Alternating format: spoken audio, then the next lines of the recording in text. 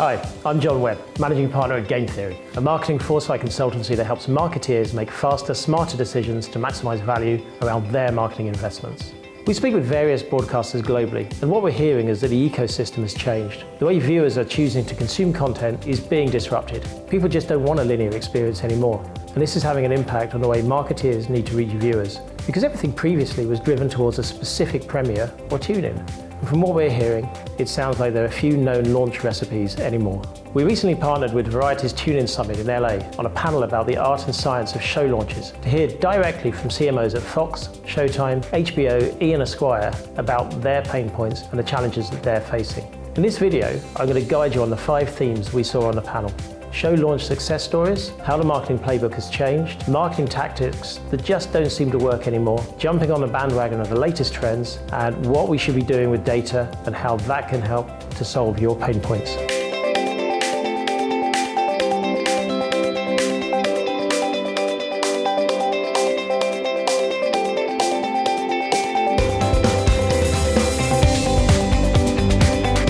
In this section, we hear from CMOs at Fox, Showtime, HBO, E! and Esquire on their launch success stories, from using national previews to leveraging movie launches and social media through content and using brand advocates. Jen Neal at E! and Esquire talks about how they're changing the marketing playbook by engaging their audience and enabling them to become the show activists on their behalf. Let's start with the positive. I'd like to hear from each of you a success story of a launch that worked, and what was the secret behind it? I'll go with Billions, January of last year.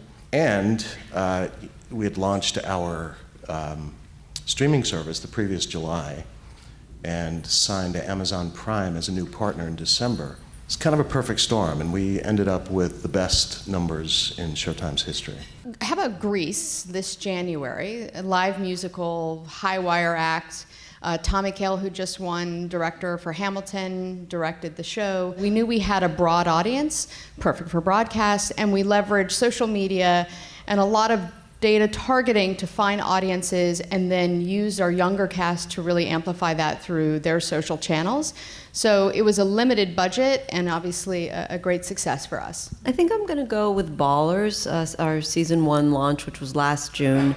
Starring Dwayne Johnson, and the big thing for that show was that he was launching a movie, San Andreas, at the same time. And so the question was, you have this massive star, but he is more known for film. How do we make sure we don't get lost in all of that noise around his movie launch? And so, we had a lot to work with, and we did the obvious, sort of traditional things. It's a sports-themed show. He plays a retired football player.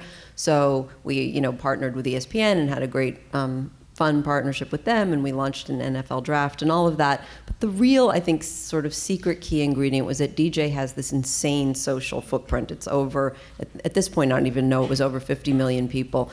And we literally created like 40 different unique video assets that he put out. He was the one who posted the trailer himself. So I think it gave a real sense of ownership to his fans and from him.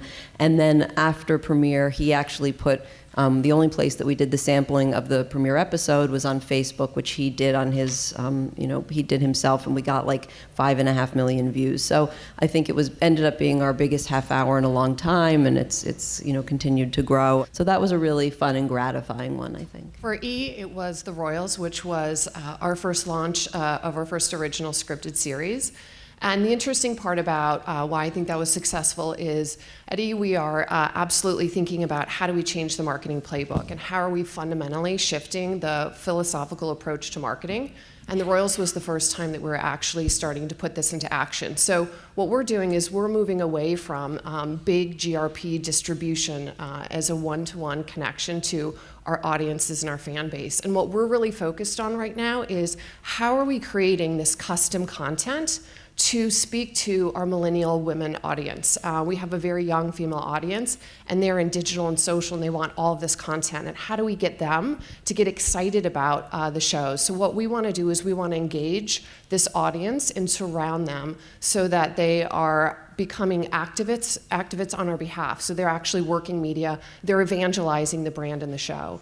And so through the effort for the Royals, it was one of our most integrated campaigns, hundreds of pieces of content that were orchestrated not only 6 months out, but it was beyond the launch for us. It was about how do you drive original interest and get them excited, but then what are you doing in between episodes, whether that's week to week, if they're binging in between that, and also where are they watching this? Is it on VOD? Is it linear? How are we speaking to them throughout the season?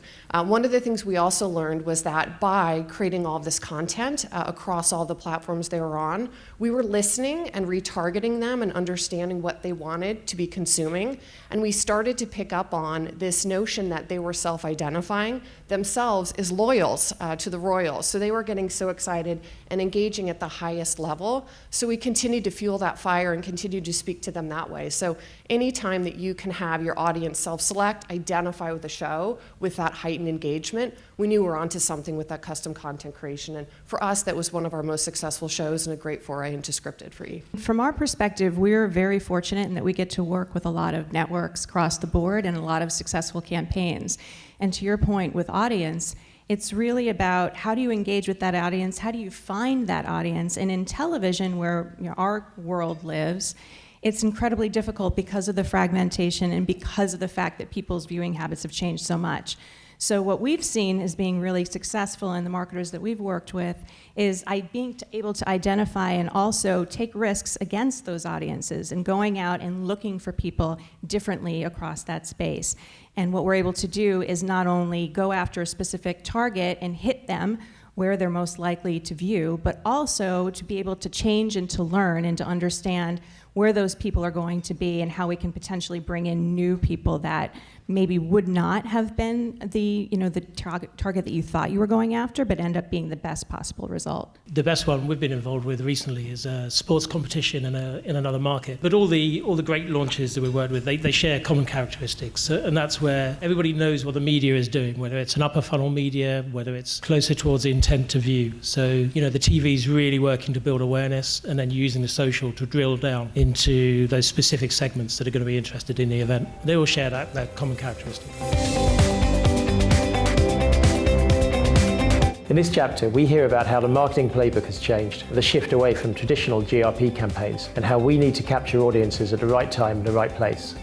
Angela Corton at Fox tells us about a holy grail moment when fans start doing the work for you. But what's interesting is that expectations have changed. Some networks no longer need or expect a huge premiere night due to the way viewers consume content, and audience needs have also changed. They have an insatiable appetite for content, which in itself is redefining the way networks approach their marketing strategies. I think everyone up here has mentioned it, but it is a combination of content and social media to really drive scale and engagement. I think we're moving away from traditional, and I love that you said that, traditional GRP campaigns.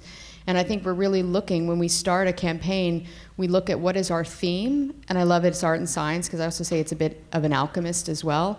How do you tap into a singular theme that all the different departments, and that's PR and content and social, can really ladder up to? And then it's about being able to push that out, finding the right moment to do that, and how often you're communicating with your fans. And then, the holy grail is when your fans start to do the work for you, and then you can just watch it and follow it and begin to find those moments where you can help amplify that with paid media or with just more awareness on your channel. So it's really leveraging all the different levers that you have, but over a period of time, that may not be the traditional 6-week playbook. It may be 6 months. It may be a full year. To the shift in the traditional time, it's not only leading into launch, which absolutely is right, and for those of us also who have to maintain things between seasons, but it also has to do with what happens once you launch. And I think both we, in premium at least, we have also the advantage of it's not, if it doesn't have that opening night huge rating, it's not the end of the world, because really, in particular, you have to look at it this way with how people watch today. You're not just going for that premiere night. You're really trying to build things over time. And I think particularly with some of our shows where we know that it's a word of mouth play,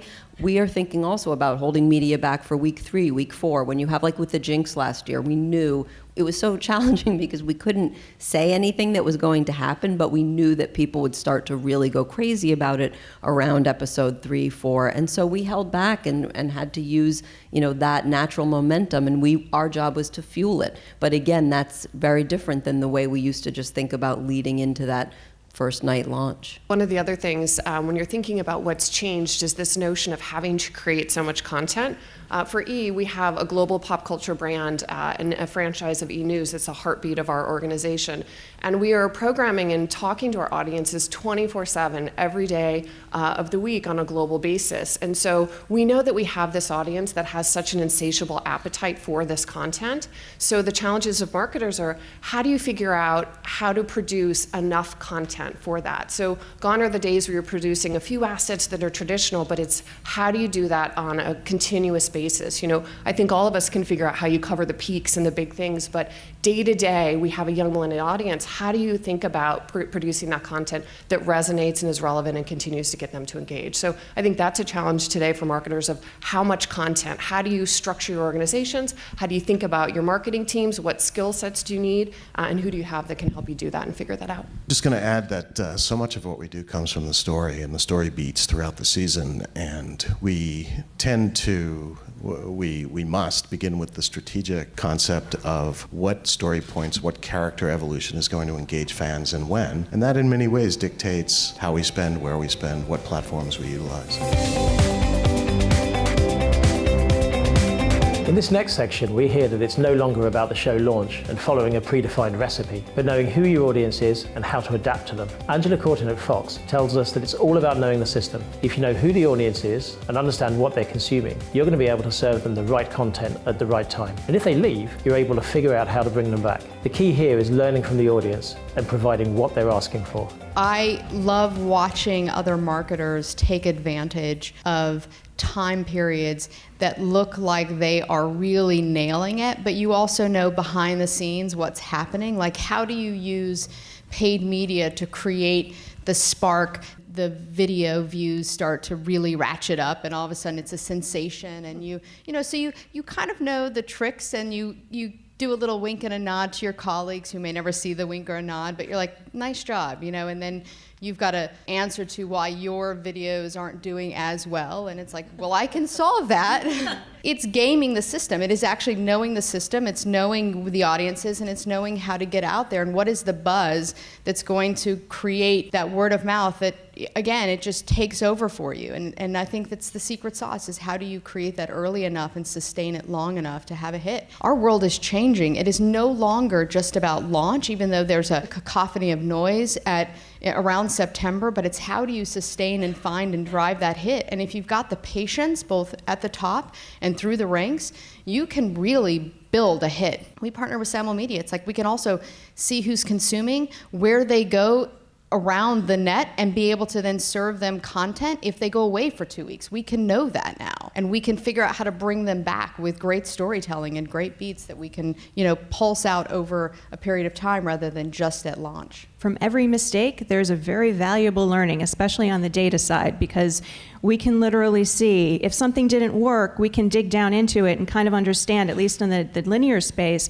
why didn't it work? Did you hit the wrong audience? Was there somebody else out there that was an opportunity? Which now we can work very closely and on a real-time basis with our partners so that we can make those tweaks and those changes. I look at mistakes as opportunities. One of the things that we wanted to do is, and where we learned and where we probably weren't doing things exactly how we should have, we started to look at one of our franchises, which many of you are familiar with, E's Live from the Red Carpet, which has been a hugely successful franchise for us. We're in the industry and we do it probably better than most in terms of the red carpet coverage. But we've been doing this for a lot of years and a long period of time. And so what we wanted to make sure we were doing, we were continuing to market it kind of the same way each year, expecting the same result.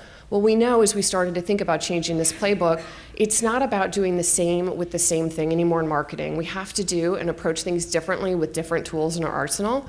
So we did a big research study that basically said our audience and our consumer and the landscape of media has changed so much, they're expecting something different from show content. It's the upgrade. There's so much used to upgrade in technology and content that they wanted to be able to experience this live event, and we love live events in television, but across all platforms. Your cell phone's no longer your second screen, it's that companion piece. So what we learned is they were expecting us to provide more content to complement and amplify that live experience. experience. So what we did is we started to think about how we were producing content again, this creation of content differently. We partnered with Snapchat and we took live from the red carpet looks and broke them down immediately in real time for consumers. We started this with the Academy Awards and had over 3.5 million views just in that show. And then we said, how about we bring content creators into our fold? Why don't we reach out to this young millennial audience? So we reached out to the Betches and Girls with No Jobs and a lot of other mainstream personalities that were blogging and asked them to create content on our behalf about this red carpet experience. And then we distributed that across all platforms. So the key learning was we weren't doing it as best as we could have in that particular moment. We needed to learn from the audience and actually be providing what they were asking us for. So that was good learning where we hadn't figured it out, and then we had some good success once we started implementing that. There's so much focus, and appropriately so, sort of on how to take advantage and program for and create content for new platforms. And that is sort of a critical thing, which I think we as marketers are always thinking about. The traditional tools, it's not that they don't still work, but you have to be smart about it, right? Or you have to be a little bit unexpected, because otherwise it washes over people. So we had this big, you may have heard of, thing around whether Jon Snow was dead or alive. It was really interesting because we were 6 months out. We knew we had a ways to go. There was a lot of, chat about it, but we were out of our traditional window, other than, sort of fan communities and all of that kind of stuff. We were out of the traditional window of advertising, but we happened to create in our sort of early exploration this really beautiful piece of key art of Jon. And so we sort of talked about, like, does it make sense? And the more we talked about it, the more we got excited about it. And we just put it up without any fanfare, and we, sent it out digitally, created a lot of buzz, and it did what we wanted to, which was sort of seize on a conversation that was happening on its own. But it was a really simple, asset, and then it really was just key art. I think a good piece of creative is always, the foundation of a campaign. In this chapter, we hear that it's not always about the latest marketing trends. Jen Neal at Esquire tells us that really it's about being able to utilize all of the platforms strategically. Each area is an opportunity. And I couldn't agree more with Jen. If you know your audience, and you know your audience segments, then you know what platforms they're going to use, and you're going to know what type of message they want to see, how they want to see it, and when they want to see it. In this chapter, we hear that scheduling is no longer just one event anymore. With the entire ecosystem changed, marketeers are now faced with the challenge of where and when the audience is viewing the show. Angela Courtin from Fox tells us how critical it is to understand where the audience is so that you can be there too. It's about finding them and communicating the right content to them. Talk about playing with tools like Snapchat. I mean, how important is it to jump on the bandwagon? Do you use the new tool or is it about what audience you're going for? It's like anything else. Every show is a unique sort of entity, and all of these were examples of audiences telling you what they want, even telling you how they want you to communicate with them. If it's appropriate for Snapchat for one show, it might not be for another. And then you rely on Facebook or Twitter or Tumblr or whatever else might be appropriate. I think that all of the social entities are worth exploring and looking at. We use a multitude of them for different shows. It's really about finding out where your audience is going and what they're expecting in terms of the messaging in that environment in each of the different areas of opportunity. So it's about using them, but using them strategically for different reasons with different messages and creative. But that's where a lot of audiences are, and I think it goes back to if your audience is there and that's how they're getting their pop culture and their social currency, you go there and you figure out where they are first. Are you ever presented with a show and then you're utterly perplexed by, I don't know how I'm going to market this, and how have you gotten past that? One of the best parts of working on a marketing strategy is sitting with research and understanding there is an audience for every show, and what do those audiences love about this show, and beginning with that. And whether it's a horror show like Exorcist on Fox, how are you reinventing a Friday night for horror fans, and knowing that if you succeed with horror fans, you have done your job.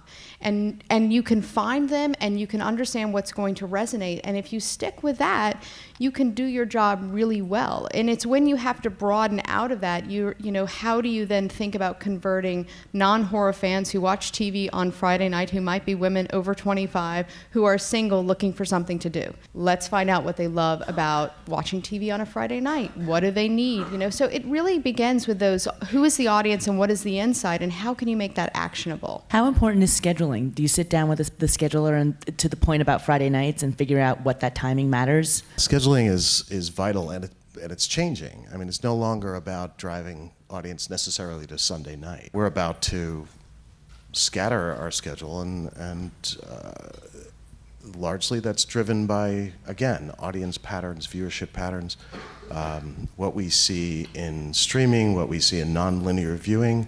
We're looking for more premier events during the course of the year, and that's going to help us with branding, it's going to help us with awareness, it's going to help enhance the halo of Showtime.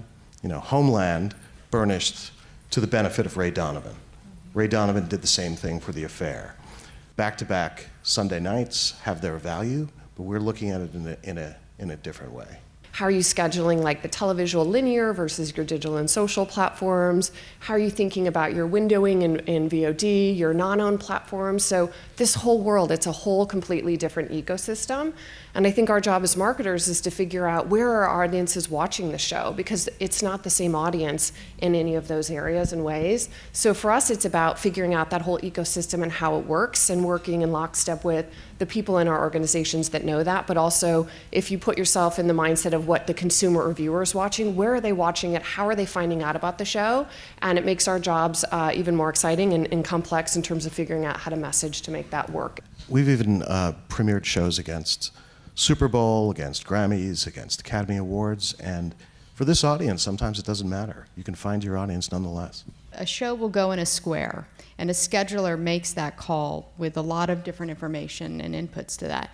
But I think your point is absolutely right. It's that then the marketing team will begin to schedule every asset to link into that show. And it may not be about, our first and primary job is always driving to, the live view, but there's also a whole other community. You look at some of these shows that do 100% or 200% over live, and you think, okay, so how do we find those? Because they're equally as valuable, especially now that we've moved into a C7 window. That becomes a valuable viewer, and it's scheduling all those assets across all those channels. And every one of those distribution points is a channel for marketing to reach them, and thinking about how to convert them. I do think that it also is, that you alluded to, a really sort of critical question, which is the desire to launch something off the back of another big successful show, and so therefore to sort of stack what you have and keep it together, versus continuing, sort of keeping a continual year-round presence, and particularly so that there's something exciting happening within the brand, and particularly for subscription, television, where we're going to be driving viewership, and it's not just all in one place. And so, and I also think there's so many things. Look, you schedule, or at least right now on Sunday nights, we schedule on Sunday nights. There's football for a lot of the year on Sunday night, which is the biggest, thing that's on television, honestly. I think it's about putting something out at a time when you can make enough noise for it, get attention, perhaps hopefully generate some of that word of mouth that's so critical for some of these shows that people discover, if not on its first night, a little bit later in its run. So I think there's a lot of factors, and we're having to balance all of them depending on what the show is and who the audience is. Angela, as you're heading into broadcast fall preview up front, how are you finding a space for all the shows and making a place to launch everything? I think that we have to look at each show and find those moments over summer to really pop. Every one of my colleagues across the nets are trying to do the same thing. So it's finding, again, starting with the audience. And I know we're all underscoring that, but it's really critical to understand where they are so that you can be there too. Son of Zorn is very different than Lethal Weapon. So Comic-Con may make more sense to find an animation fan. So really looking at the cultural calendar and finding those moments where we can authentically link to that and find audiences who are going to be there. And then, again, figuring out, when you look at that schedule, how do you make sure that you're putting out content that's not drowning out other content selling your shows? We have 4 new launches, this fall. So there's a lot of overlap, thankfully, but there's also a lot of uniqueness, which is great because you can literally go, thanks to data and partners like those guys at the end, you can find them and actually communicate with them in a one-on-one, conversation that's putting the right content that they want to, it's a family show, it's an animation show, it's a show about a guy who's a fish out of water. Those are all great themes, and you can find ways to communicate those with great creative. As Pam said, it's really about that. In this last section, we hear that there's no magic algorithm to use to predict how successful a show launch will be. It's really about using the data, understanding it, and knowing when and how to course correct. Jed Neal at Esquire also tells us it's no longer just about the opening night. Now we're in the business of building a franchise. Therefore, as marketeers, it's essential that we take all of the data and the know-how so that we can fuel the energy and drive shows beyond their launch date and into becoming an audience favorite. Now, Laurie and John, what's the one key piece of data marketers should be looking at? Is there one? No. No, I wish there was, I don't know, some kind of golden algorithm that you could use to predict the launch of, the successful launch. But there's nothing. You just got to know your audiences really, really well. I agree. I think it's intuition, which has always existed in marketing, and knowing who do you think the audience is going to be, and then backing it up with the data and the research piece, and being able to actually solidify and even uncover something that maybe you didn't expect. Maybe there's another aspect of the target that you didn't identify, or there's another way in which you can reach out to them. So I think it's always going to be a combination of both. You need first to start with that gut instinct, and then build upon that with all of the data and the assets that is available. But just be aware that sometimes the gut instinct can be wrong, and you've got to be able to course correct. Well, I think that's the key thing, is actually finding the time in the craziness of our schedule to look at a campaign and see what was successful, is to look at conversion and what environments converted at the highest rate. We're usually moving on to mid-season and now spring and then summer. I mean, we are on a full calendar year. How do you take the time and really make that a priority to understand what worked? How do you attribute all the media touch points back to the success or failure of a show? How do we link all those media sort of assets together to create an understanding of what is working and why does it work, and how can we do more of it? I think one of the best ways that we as marketers too, to build on Angela's point, is to really use the data and understand it. We're in a day and age when a fall schedule is coming up, or a big summer for us, and you have many different parties and many different products to launch. But we're in the business of building franchises now, not just opening nights. And so our job has to be about more than just the first night, and how we use data to get people into the shows after a second, third episode, and even after first season. Sometimes first seasons are out there and you've got a show that's a medium hit. How do you fuel that energy and fire? How do you take all of that data so that you're stoking that and getting that out there? Because it is hard to break through in season one, in first episodes. And I think we're all crazy if we think that we're all going to be successful with that. So how do we think about how we're building franchises and using the data to drive it past the first episode, past the the third, and then in between seasons if you've had some success or some interest with a particular audience? We've seen so much success in working with marketers who are coming to us and saying, okay, we've got second week, third week, we need to figure out how we're going to course correct, how we're going to turn this around. We've seen in social that there's a lot of buzz against this particular audience segment. Can you go back in there and get them?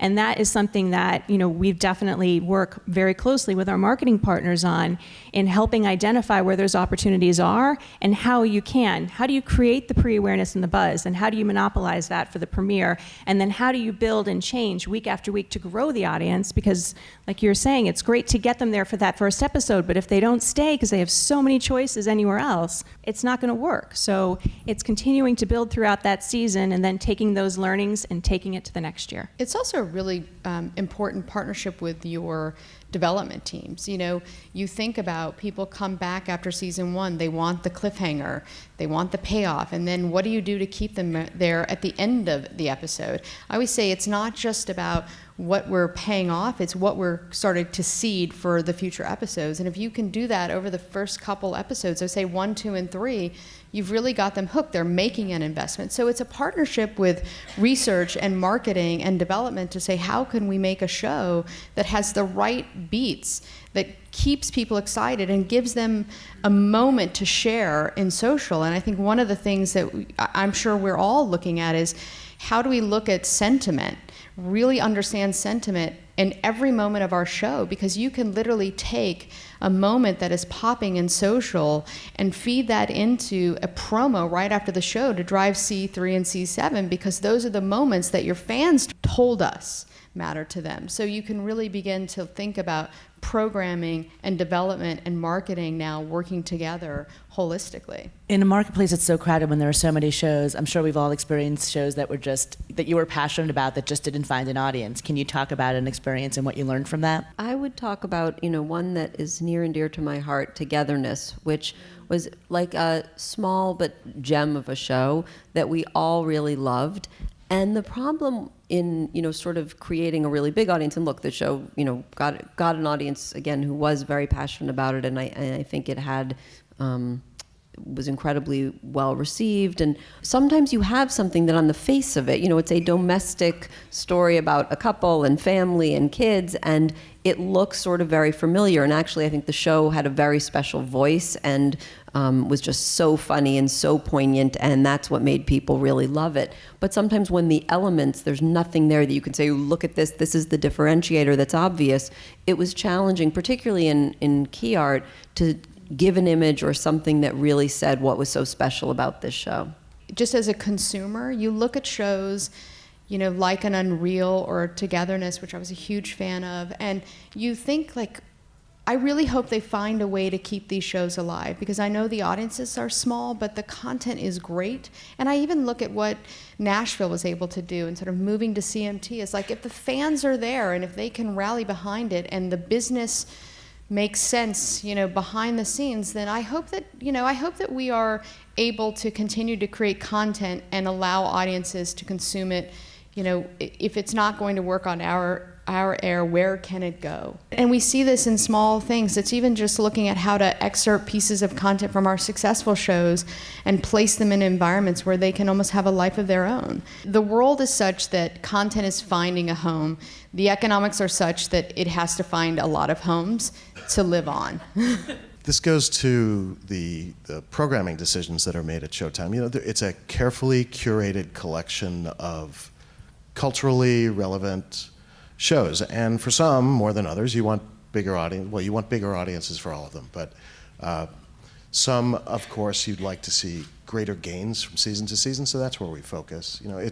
That's the practice. It's how do we sustain throughout the season? How do we keep activity resonant and relevant off season, so that when we come back, we might see some greater gains, and we've done a pretty good job at doing that. So I don't really want to cite any examples of shows that haven't delivered, because I just can't think of one at the moment. What platform has provided you the biggest challenge in the past year? I love Snapchat. I think it's a great platform for a lot of our audiences, but I think it's also, they are working on the right ad model as well as content model. And so in the very beginning of those, we all went through it with Facebook and with Twitter and, MySpace in the old days. But it's just, how does the model that you need in order to put forth the money you want to invest in it deliver an ROI that is, one, measurable, and two, can be linked back to the success or lift of a show? I think Snapchat's a great example, and it really also speaks to that you need to take the platform's lead in terms of what their audience wants. And we had a lot of conversations early on with Instagram about that, and it was like, ads don't work well. Now, over time, they figured out ways to sort of incorporate that, and I think Snapchat just announced that they're going to also have more advertising able to work with within the platform. So I think it's that mix of wanting something that really feels organic and right to the platform and for the audience in a way that they want to consume it, but also still getting our message across, and like, we're not just, there to be there. And I think with the platforms, when you're looking at it, it's which platforms have video content, which platforms have your opportunities and abilities to stream things live. So a lot of the platforms are just coming along with that technology to be able to let us showcase our content or our live shows in the best ways. One of the areas I think that we've grown in is our partnership with Facebook for our e-news platform. We now have e-news live on Facebook Live. A year ago, that could have been a challenge for us. How do we have that conversation with them about being able to do live shows? And now we're able to do that. So how are we looking at all these partners and saying, how are we able to put our best product out there that's going to resonate in the best way? When these platforms are introduced, the ROI is almost impossible. Yeah. It's impossible. They're priced out of ether. You don't really know what the valuation is going to be. Remember, we have reams and reams of data on more traditional media and reams and reams of data on digital media. Digital media is not new anymore. So we're very careful about ROI. The other thing is, we all have these social media focus groups at home. Everybody on this panel and probably everybody in the audience has a focus group at home, and you watch what happens So in my house, I have a 14-year-old and a 16-year-old, and their digital or social habits couldn't be more different. And there's only a 2-year spread. Then I've got older children from the first season of my married life, and completely different. They're closer, they're a little bit closer, but even their habits are different. So when you talk about video consumption on these platforms, you have to remember, that's the one thing they all have in common. You have to remember, we're in the film to entertainment business. This is what we do. And the best way to tell our stories is through video. Unfortunately, we're going to have to end it there. Thank you so much to the panel. Thank you, guys. All of you. Thank you. Thanks for joining me. I hope you've enjoyed the video, and if there's anything you'd like to discuss, please don't hesitate to get in touch with us.